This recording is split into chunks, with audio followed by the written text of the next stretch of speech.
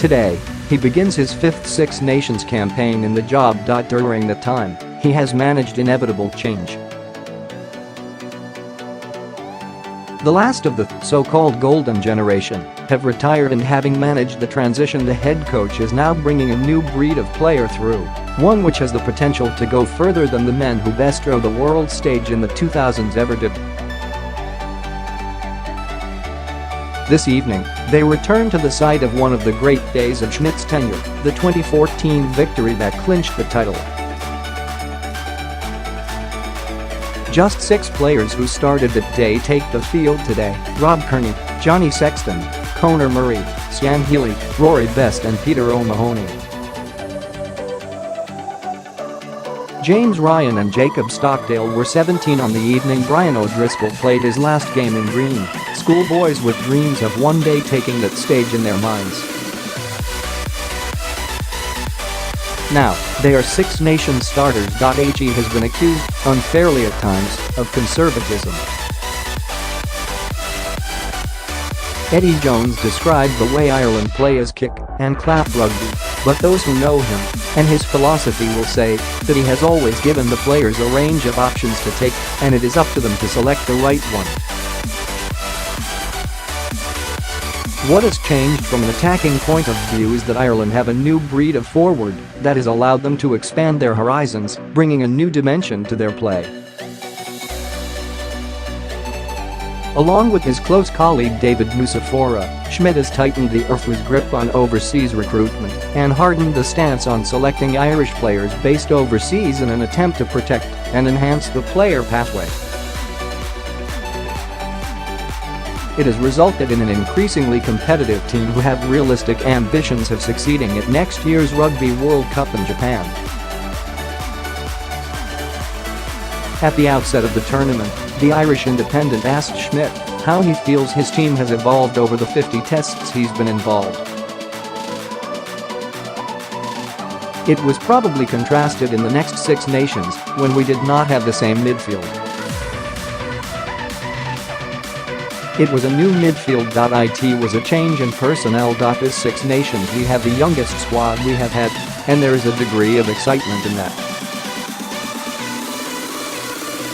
It does not mean we change the way we play. It means some players will play slightly differently. We have got guys, you look at skill sets, at personnel, and you look at some of the players we had 4 years ago, and you look at the new breed of forward that comes out of teams and their comfort level on the ball that allows them to play slightly differently. Some players will have played more square and straight, and now players will see a bit more space, and that variety of play has always been there. I think you can go back to a whole lot of stats and how many passes are made, and in the end, ours have not changed a whole lot since that first one where we were successful. The second tournament was successful as well, but the context of games, in terms of the conditions you play in, can affect the way you end up playing. I think it is going to be interesting. I look at other teams as well and see the way they are trying to develop. The more it changes, the more it stays the same. Our individuals are different this year. I do believe there is a core, but there are a lot of guys who do not have that many caps. As I said, it is our youngest group, therefore, it will be interesting to see how they develop the way they play. Although he was dismissive of the numbers, they are instructive of a subtle change in Ireland's play. It is clear that Schmidt's team want to hold on to the ball more. They had more possessions in last year's tournament than in any of the previous 3, or the 2015 World Cup, and they kicked less of those possessions away. In the 2014 championship win, they had 1,634 possessions, kicking 8.38 PC of them, whereas last year they had 1,938, kicking 6. 13 PC. Since before the World Cup, there has been more of a focus on Ireland's ground game But it is the arrival of the likes of Tab Furlong on the scene that has opened up the possibilities. You just have to look at the All Blacks to know what highly skilled tight 5 forwards can give a team. Comparing Mike Ross's contributions around the pitch to Furlong's makes for staggering reading. Ross gave so much to the cause and was the bedrock of the Irish scrum in a time of dire need, but his successor offers set-piece security and so much more. For a team that has been so reliant on Sexton to make things happen, to be able to introduce an alternative distributor who allows the out-half greater width is a big boon. Defenses facing the prospect of Furlong and Ryan having the option of carrying or passing behind the shield are forced to think. It is an additional layer on top of the traditional Schmidt strengths of the pre-planned play and lightning-quick rough ball. After the retirement of O'Driscoll, Ireland understandably lost some of their attacking prowess and in particular struggled in the opposition's 22. When they went to Chicago last year and scored 5 tries against the All Blacks, they didn't do anything starkly different, but they did keep the ball well, and former winger Shane Horgan, who played under Schmidt at the end of his illustrious career, believes there is a growing belief to go with an impressive skill set in the Irish pack. The autumn series was incredibly encouraging, and the input from a few young players has made a difference, and I think the conservatism has left, he said on the Second Captains podcast. We've seen that with Stockdale and his play. We've seen a revolution in what is going on with the props in Ireland. I'm really starting to believe that there is an opportunity to win the World Cup now. As an example of that is what we have at prop. Not just our starting 2, but also the next 2 guys, and are really quite evolved in the way they play. They're very good at the basics. They link the forwards and backs as well as anyone else I've seen do it. That style of play, if we see that in the Six Nations and the confidence and continuity continues, then Ireland will be very comfortable in their play, and we have a great chance to win it.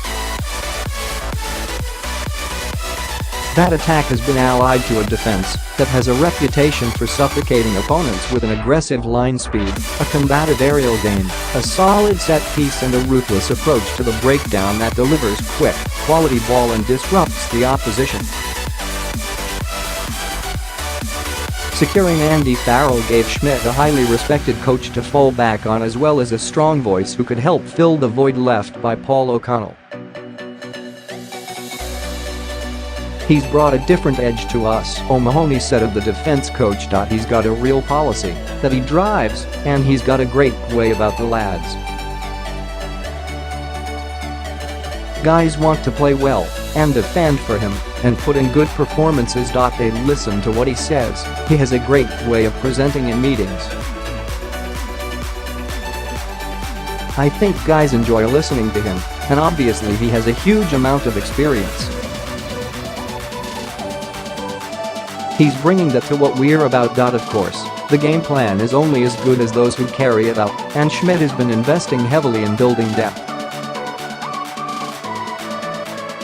He has given 49 players their international debuts, 11 of whom were developed outside the Irish system and either qualify through parentage or residency.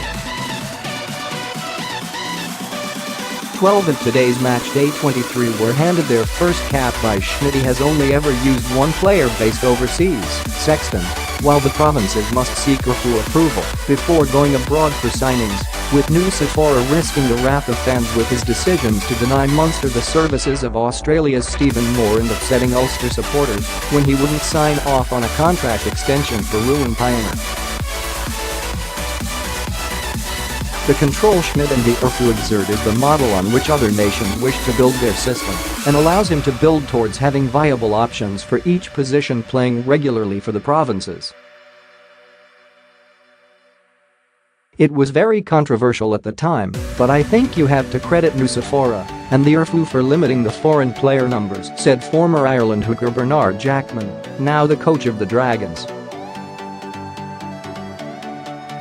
It has given us more depth.If ruin pioneer. I know Ulster fans won't be happy with this, but if he was still at Ulster you wouldn't have John Cooney, you'd only be picking from 3 scrum halves. It's nice for Joe to know that every week he has 4 Irish qualified players in play. In the space of a year, Ireland have gone from a position where Schmidt left Murray on the field in Cardiff for 12 minutes on one wing to having 3 able deputies for their world-class scrum half. By 2019, Schmidt hopes to be in a similar spot across the board. Tight head drop has long been an area of concern and remains the thinnest of all areas, but the hierarchy at Leinster and the IRFU identified Andrew Porter as having the size and skill set to adapt to the position, and already he has won 3 caps and is in Paris as a travelling reserve. For all that there is a host of new faces, an experienced core of trusted lieutenants remain. Some of them have been listening to the coach's voice for almost a decade, but he manages to keep it fresh. Success helps, but so does Schmidt's relentless drive. One of his greatest strengths is making sure as a team we're always evolving and trying to improve. He demands that out of players as well, Rob Kearney said. That evolution continues, but the work of the past 4 years under Schmidt's control makes Ireland a real force going into the Six Nations and beyond.